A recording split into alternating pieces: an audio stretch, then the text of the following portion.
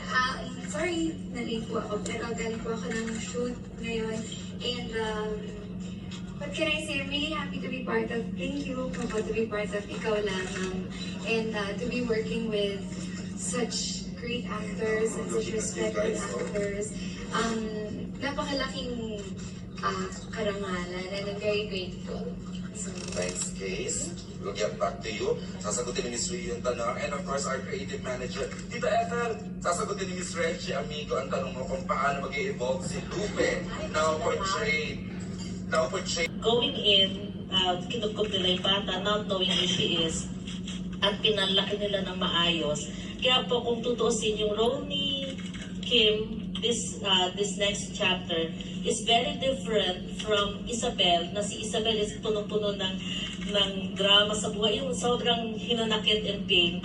Dahil sa kanila po, iniwan siya ng mommy niya for love for another man. So, dala-dala niya yun all throughout hanggang sa lumaki na nagdalaga na. So I'm very happy to be playing this kind of role of character. It's not totally good, it's not totally bad. It's interesting to play around with, and we have with our directors to work with, also the writers who do such a great job giving us an easier job to figure out kung sino yung mga ginagampanan namin. I'm very happy. This is the kind of role I really love to do, offbeat and not really it's very different, very interesting, very nice to play with. ano expectation mo kay Boyet?